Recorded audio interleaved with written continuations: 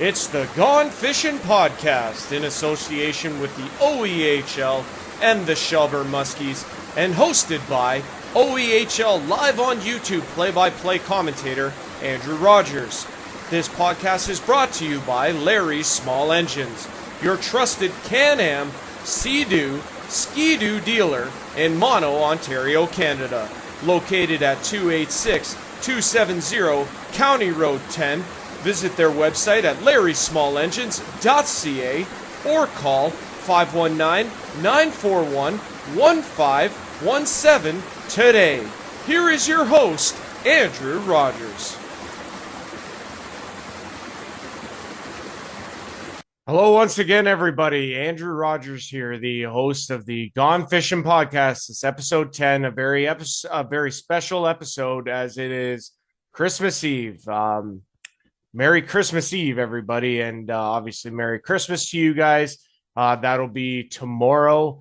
Just want to say Merry Christmas, Happy New Year to everybody. We will have a episode next week as well before New Year's, so we'll get to those wishes next week. But all the same, just wishing everybody a happy holiday, obviously. Get to where you need to safely. The weather can change on a dime, as we know. So just be safe out there and take all the precautions that you need, and really do try and spend as much time with family as you could possibly spend, and really do cherish those moments because, well, they won't be around forever. So, but not getting morbid because I don't want to do that. But anyway, great to have you guys here. I am Andrew Rodgers at The Real Roger 21 is where you can find me on all the socials and the YouTube channel that you're currently watching this on. But yeah, great to be with you guys. Got a lot of league happenings I want to bring you up to speed on as we stand before the Christmas holiday, as well as where the Shelburne Muskies stand in terms of stats team-wise before the Christmas Day holiday. And I got a couple fun graphics for you. A library list of all the games that I've done this year. It's a lot, 17 as a matter of fact, which is wild. I did not realize it was that many. But plenty more to come in 2026, including playoffs, which I can't wait for. There's also a graphic, of course, we started this trend last week. That was if the playoffs started today, and we have that graphic for you as well. And then I will tell you where I'm going to be this upcoming weekend. I do have a game, and there's only one day where games are happening in the OEHL. There's 5 of them on Saturday, December 27th. So we'll get to all that in a minute. And then also, we do have a highlight pack for you from Shelburne Muskies, Georgian Bay Apple Kings from this past Saturday. So I'll make sure to air that. And then we'll cap this whole episode off with a reading of "'Twas the Night Before Christmas." Yes, that's right. I'll read the book for you guys here on the Gone Fishin podcast. What I want to do, though, before we start all of that, I just want to take an opportunity right now to say how thankful I am for a number of different things. Thankful to family, thankful to friends, obviously. Want to give a big shout out to all of the OEHL teams that, and the league for that matter, that have supported and, been a great help in allowing me to do something I love doing throughout the course of this season, and that is call hockey games. I've enjoyed it so much. There's nothing better than going to the rink and being able to call a game, sit within the fans, and just be able to interact with so many amazing people from top to bottom. Shelburne Muskies, Georgian Bay Apple Kings, Saugeen Shores Winterhawks, to name a few. Done games in Elora, great organization over there. Milverton, done a couple games there. Durham, Lucknow was nice enough to have me out for a game. I've pretty much done every team in the north and just a few teams in the south. But as the playoffs come up here, I know Elmvale, I'm planning to be there a few times, Georgia Bay and Shelburne, obviously, and Port Elgin a couple times coming up here as well.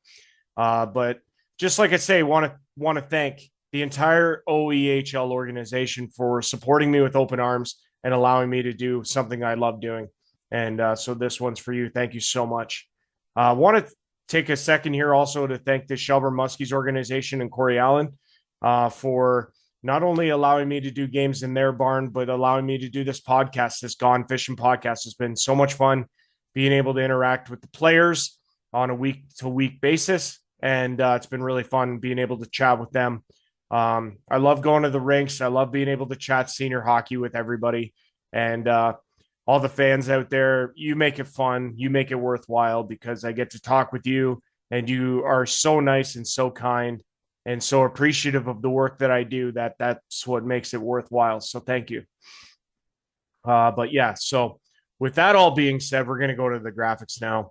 The first one I'm going to show you here is, like I said, I have a library of games. You could see these all at the Real Raji 21 on YouTube, starting with the exhibition game, Georgian Bay at Durham. And then, yeah, as you can see, every game of these I've called. They're available on my YouTube channel. The 2 games that you see highlighted in yellow, those are the 2 Elora Rock games that I did, and they're only available on at Elora Rocks _OEHL on the YouTube channel. So you can either search Elora Rocks or search the handle to find that YouTube channel. Make sure to like and subscribe, guys, and give them lots of notice. And they'll be doing a lot more games live streaming throughout the course of the season. So make sure to support them.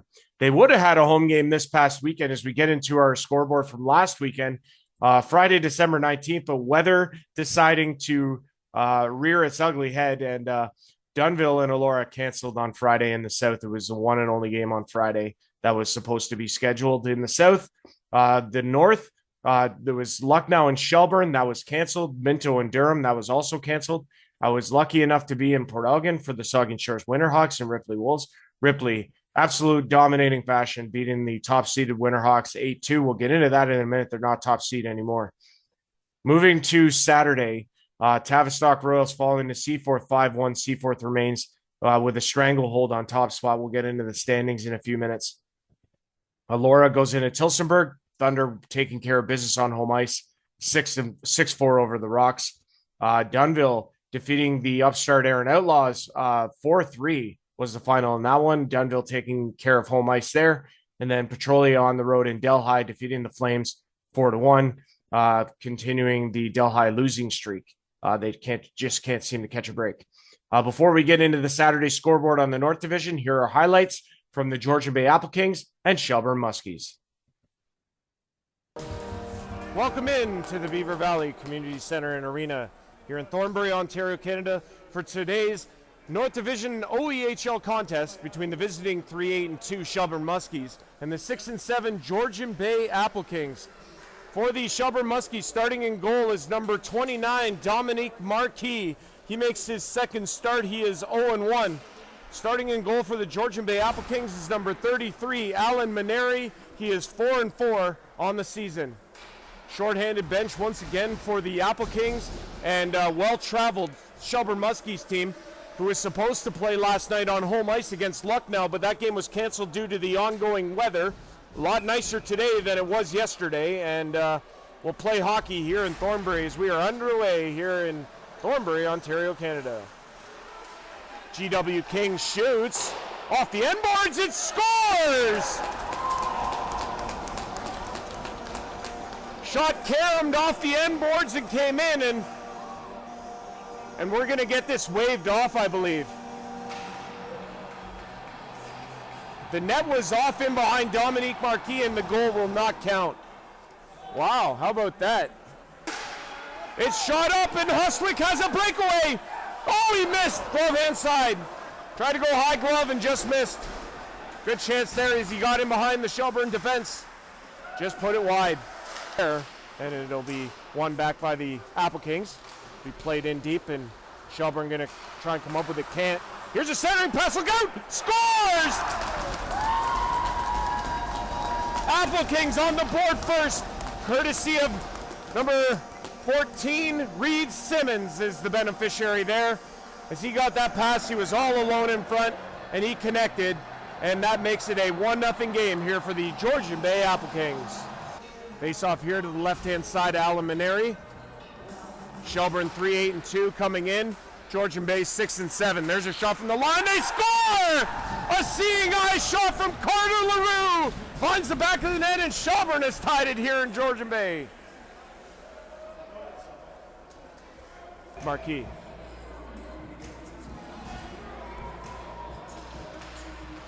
It'll be controlled and in behind the net, and that will do it. Oh, one last chance for Fleming, and at the horn, no damage done, and that will do it for period 1. 20 minutes is in the books here in Thornbury. Apple Kings and Muskies tied at 1. All right, folks, back in here for period 2. As Shelburne brings it in up the ice, as Palmer takes to the net, backhand, good save, Maneri. Now going to be picked up by the Muskies and skated out by Vincent DeCastro. Now it's Bueller in across the line. McGurk's going to be pressured there by Mackenzie Fleming. Fleming picks his pocket, backhand up, Bueller scores! Mackenzie Fleming with the no-look back pass to Evan Bueller, caught Dominique Marquis going the wrong way, and Bueller makes no mistake, and that's his 9th of the season, and the Apple Kings have a 2-1 lead. Blocker side, it's to the line, Cocker shoots! Wide on the blocker side, it's out of the zone. No icing, as that just rimmed around the boards and out, as Marquis forced to come out and play it. But it'll be played in deep by Fleming. Centering pass, here's a shot, scores! Bueller doubles down. Evan Bueller shoots it on the glove hand side from that centering pass and makes no mistake. And with 10:06 remaining, the Apple Kings have extended their lead. They lead 3-1 here in the second. Against Lucknow Lancers, that game was canceled due to the weather and rescheduled for Friday, January the 23rd. There's a shot, good save, Marquis. It's still loose off the body, and it's still in behind the net. They battle for it there. It's in! Pressure there, and the Apple Kings respond, and now it's Scott Huswick with his first as an Apple King. Number 91, he had one in the first that was wiped off after the net was dislodged. This one will count, and the Apple Kings extend their lead. It's 4-1. Scott Huswick with the goal. They're debating this at center ice here, and I don't know what the debate is. The Apple Kings are at center, and they're going to wave that one off too. Wow.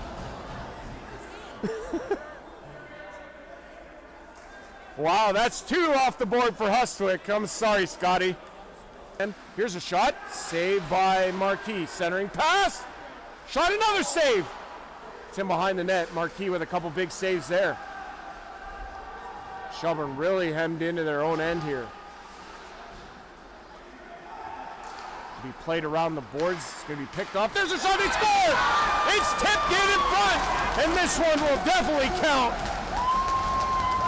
Deflected home, and that one's going to be Neil Ross, number 8 of the Apple Kings, and that will make it 4-1.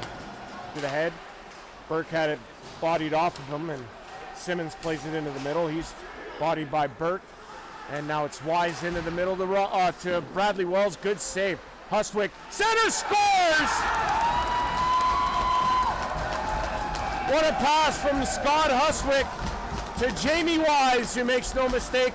It's 5-1 for the Apple Kings. Hoover. And it's in across the line. It's still in.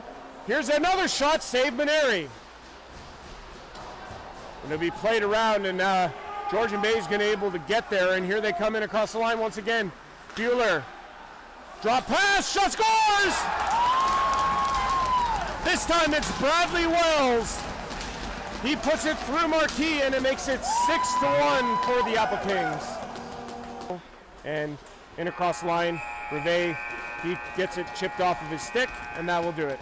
We're through 40. The Georgian Bay Apple Kings commanding 6-1 lead after 40 here in Thornbury. Andrew Rodgers on the play-by-play with you at the Real Raji 21. We'll be back for period 3 and a little pair to get underway here in the third. 6-1 Georgian Bay leads. This will be connected back, and the Apple Kings will send it in to the zone where Dominique Marquis will keep it out, or can't get it out. Wise on the backhand. Plays it to Huswick. Back to Geisler. Shoots. Scores! Ryan Geisler, the latest goal scorer for the Georgian Bay Apple Kings, and it's 7-1 here in Thornbury.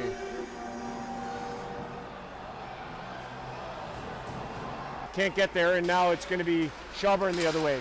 Burke playing it in, he'll go in after it, and he gets taken down right in front of the official, no call. And Belvedere comes after the guy who went after Burke, and he's going to go after his man in behind the play here.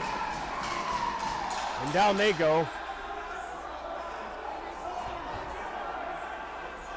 Backhand, trying to center nobody home, but he still has control of the puck. Plays it back to Carter LaRue. He's the only goal scorer for Shelburne in this game. Centering, scores! And it's Kyle Burke on the power play. Makes it 7-2.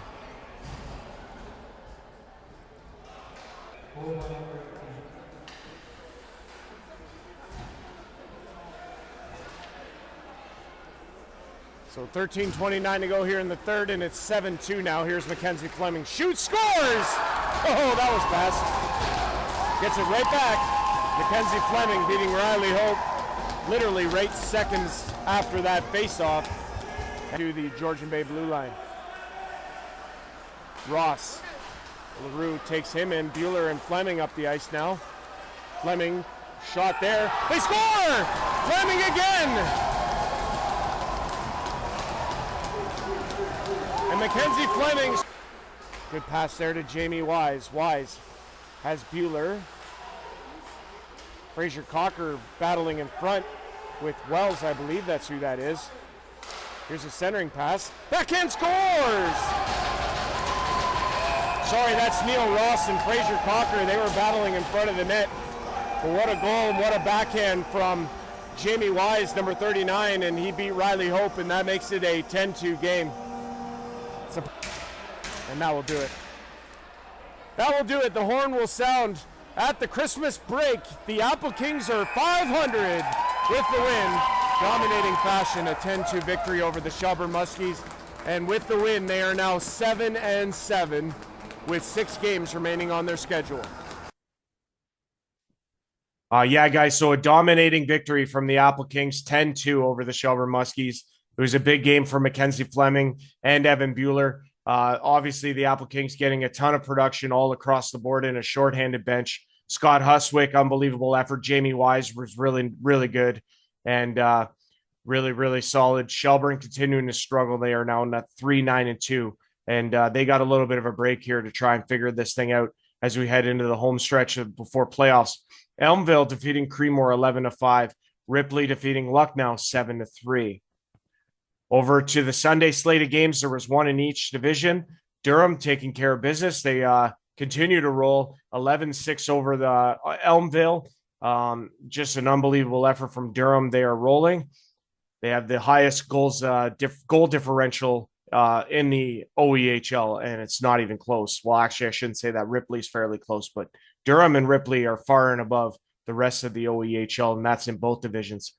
Aaron Outlaws defeating the Tillsonburg Thunder 5-3 at Center 2000 this past Sunday, December 21st, in the Lone South game on the Sunday. As we now switch over to the standings, you have Seaforth with a 3-point advantage on both the Aaron Outlaws and Petrolia Squires. Elora, 2 back of them, 16 points for Elora. They are 2 better than Dunville and Tavistock, both at 14. You have Tillsonburg and Milverton tied at 10, and then Delhi in the 0. But yeah, the South Division's really spread out in terms of really good teams. And then obviously with Seaforth, they've just had an unbelievable year from start to finish. Shout out Alex Hutchison. We'll get to him in a minute. 7-0-0, 14 goals allowed in his 7 starts. Just an unreal performance he's putting on this season. Over in the north, Elmville is now your new number 1 seed. They are 21 points, 1 better than Ripley. They've played 3 more games. You have Saugeen Shores also at 20 points. They've played 2 more than Ripley. Durham, only 11 games. They have 3 games in hand and 4 games in hand on the people that they're chasing, 1 game in hand on Ripley. Durham at 9-2, 18 points. Georgian Bay 7-7, finally at 500. They have 14 points. Minto, they've played a North Division low 10 games. They are going to play a ton in the last month and a bit in the season. 11 points for Minto, 8 for Shelburne, 7 for Lucknow, 4 for Creemore.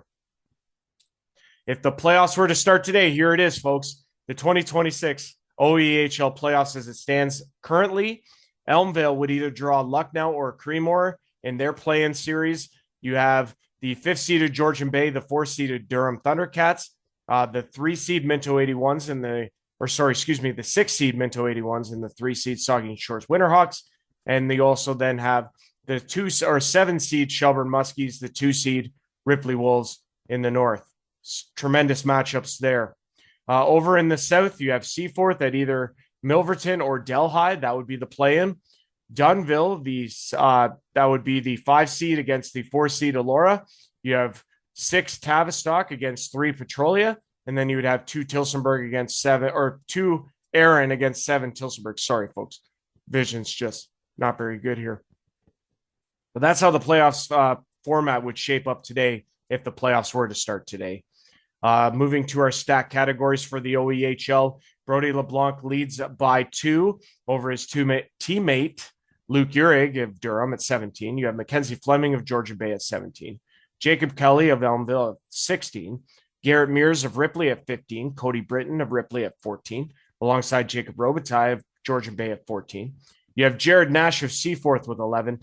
Ethan Skinner with 11 from Ripley. And then you have Jack Weiser rounding out the top 10 of Durham with 11. Over to the assists. The leading assist maker right now is Jacob Kelly with 30. Evan Bueller with 24 is in second. Garrett Mears of Ripley, 23. You have Luke Uhrig of Durham at 21, alongside Kyler Nixon of Durham at 21. Justin Graham also of Durham, 20. Cody Britton of Ripley, 19, alongside Mackenzie Fleming of Georgian Bay with 19. And then you have Brody LeBlanc of Durham with 18, and 3 others that are tied at 16 that round out the top 10. Over to our points. Jacob Kelly has a stranglehold right now as the top point getter before Christmas. 46 points for Jacob Kelly of Elmville in 15 games played. I believe he's played in every one of them. Luke Uhrig is second with 38, alongside Garrett Mears of Ripley with 38. You have Brody LeBlanc one behind them at 37 of Durham. Mackenzie Fleming of Georgian Bay at 36, 2 points better than his teammate Evan Bueller of Georgian Bay. You have Cody Britton of Ripley at 33, Kyler Nixon of Durham at 27, Miles McLean of Saugeen Shores at 26, and rounding out the top 10 is Matt Rugrock of Dunville at 25. Ironically, he's the leading point getter in the South Division. Over in the defensive points, you have Kyler Nixon, 27. He is 4 better than Riley Pitt of Elmville. Dave Pierce is third with Elmville at 21. Adam Lagazzo of Minto at 15. Andrew Burns of Dunville at 13. Logan Blazer of Georgian Bay at 12. Dawson Farrer of Ripley at 12, alongside Todd Hellier of Saugeen Shores, who also has 12. Sean Lantz of Elora at 11. And London Murray of Dunville at 10 round out the top 10 defensemen scoring. Our final league stat category is the goaltender wins, like I mentioned earlier. Alex Hutchison, 7-0-0, 14 goals against so far in his 7 starts. He is unreal. But he is 7-0. He leads all the goalies in wins. Clayton Fritch, Colin Dunn, 6 wins. Jason Hamilton of Ripley, alongside Jacob Knowles of Petrolia, Alan Maneri of Georgian Bay, Jonathan Reinhardt of Minto, and Noah Featherston Gao of Elmville with 5. I apologize, Noah, if I butchered that last name. And then you have Andrew Best of Elmville at 4, alongside 6 other goaltenders who have 4 wins at this point in the season. Our next stat categories we're going to show you are the leading point producers for the Shelburne Muskies. We'll start with goals.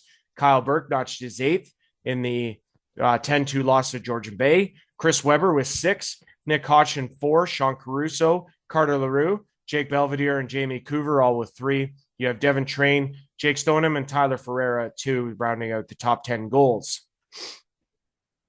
Over to the assists. Kyle Burke with 7, leads the way over Corey Allen with 6.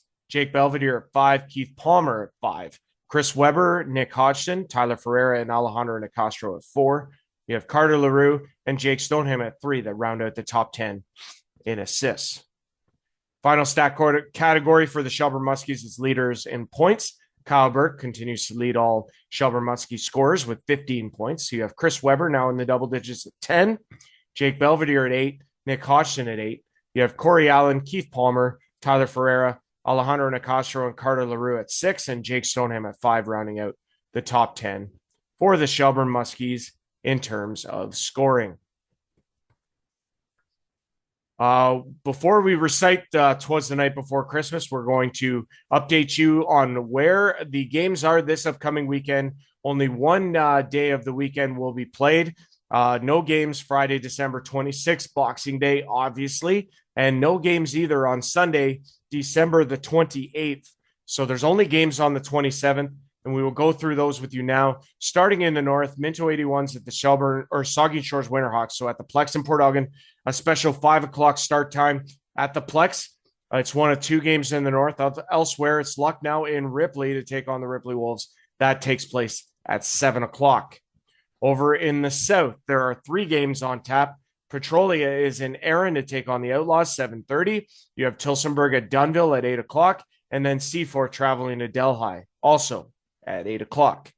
Where I'll be this weekend, I have a game that I will be broadcasting at the Real Raji 21, and that is the Minto 81s and Caleb Warren taking on the Saugeen Shores Winterhawks and Rob White. That takes place, like I say, 5 o'clock is a special start time on Saturday, December the 27th.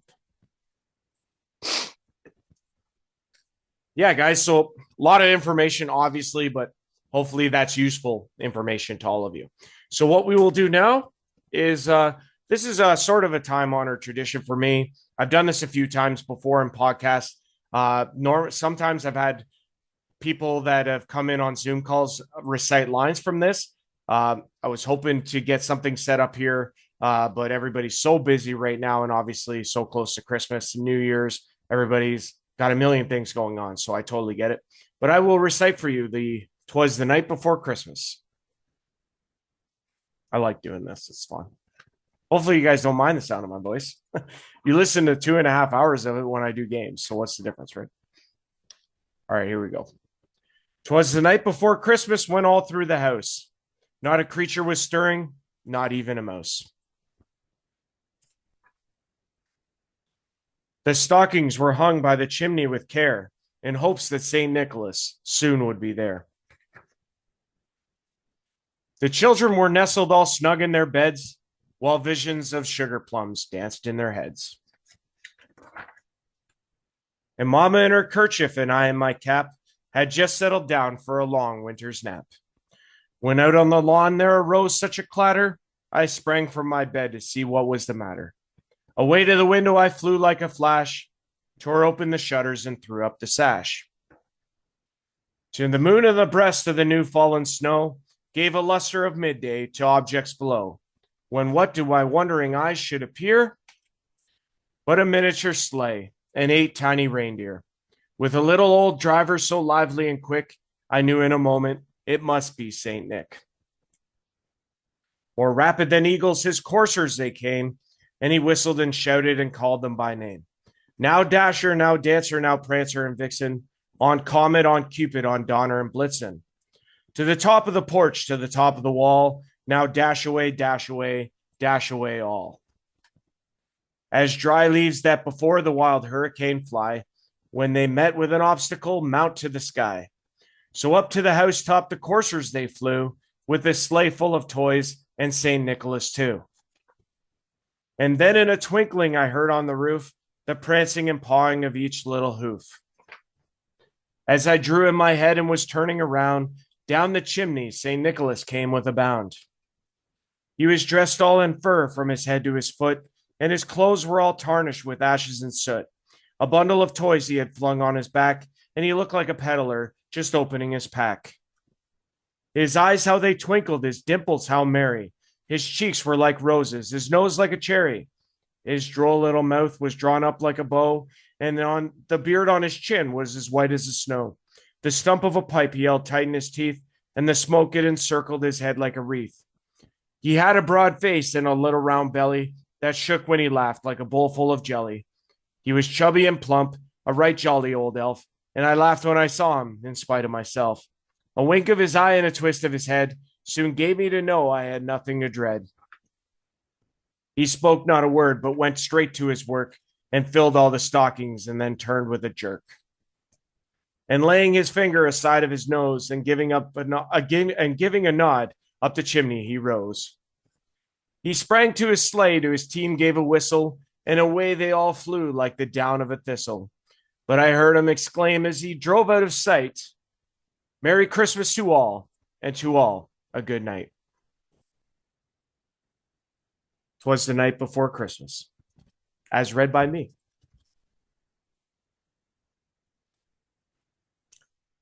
Well, folks, for the Gone Fishin podcast, it's our last episode before Christmas.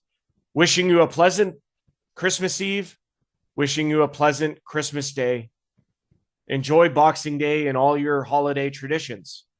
We will see you guys again next week. It'll also be a Wednesday episode, as we will do one. We will put one out for New Year's Eve and get you caught up on all the games that we just saw this past week. And we'll get you ready and primed for 2026 and the OEHL playoffs. It's going to be an absolute blast. If you want to watch me at the Real Raji 21, I'll be live streaming this Saturday's hockey game between the Minto 81s and the Saugeen Shores Winterhawks at the Plex in Port Elgin. 5 o'clock is the start time. It's going to be wonderful. Yeah. Merry Christmas, everyone. I hope you guys have a great holiday and be safe out there. Much love from me to you, and Merry Christmas, everyone. We'll see you guys next week. Take care, everyone. Thanks for watching.